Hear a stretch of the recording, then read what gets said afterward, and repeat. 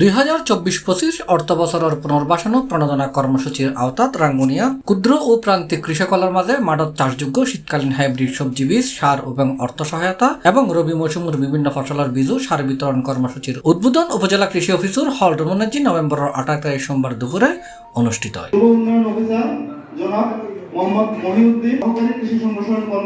উপজেলা কৃষি সম্প্রসারণ অধিদপ্তর আয়োজনে অনুষ্ঠানের সভাপতিত্ব করেছে উপজেলা কৃষি কর্মকর্তা ইমরুল কায়েস। এটা প্রধান অতিথি আছিল উপজেলা নির্বাহী কর্মকর্তা মাহমুদুল হাসান। বিশেষ অতিথি আছিল উপজেলা যুব উন্নয়ন কর্মকর্তা মোহাম্মদ মহিউদ্দিন। শেষে প্রত্যেকজন কৃষকরা হরবায়ুন, বায়ুন, মরিচ, হদু, মিডে হদু, ব্রোকলি, ফুলকপি, বাঁধাকপির বীজ এবং 10 কেজি ডিএপি এবং 10 কেজি এমওপি এবং মোবাইল ব্যাংকিংয়ের মাধ্যমে 1000 টাকা করে অর্থ সহায়তা দেওয়া হয়। এভাবে 3000 কৃষকরা এদিন সহায়তা দেওয়া হয়। একই দিনে উপজেলা কৃষি সম্প্রসারণ অধিদপ্তরের আয়োজনে ছাত্র শিক্ষক কৃষক ভাই ইঁদুর দমনের সহযোগিতা চাই এই প্রতিপাদ্যে জাতীয় ইঁদুর দমন অভিযানের উদ্বোধন করা হয়। মূল ড্রাইভিং সিটে মূল স্টিয়ারিং কিন্তু আপনার হাতে, গাড়ির ড্রাইভার আপনি, প্লেনের পাইলট আপনি, ঠিক আছে?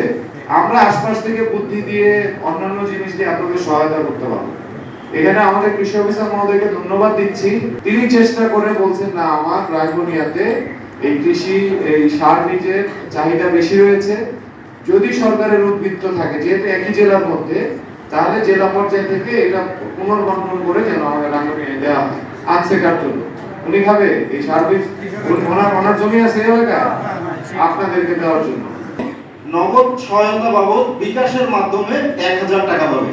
এরপরে যেটা আরেকটা রবি শস্য প্রণোদনা, এখানে বিভিন্ন ফসলের বীজ এবং সার শুধু পাবে, এখানে নগদ সহায়তা পাবে না।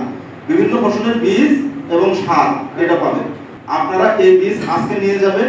এই ইঁদুরকে সমন্বিতভাবে দমন করতে হবে। যদি দমন করতে পারি তাহলে এই যন্ত্রণার হাত থেকে আমরা রক্ষা পাবো, আর যদি দমন করতে না পারি তাহলে আজীবন এই যন্ত্রণা ভোগ করবো। C+, চট্টগ্রাম।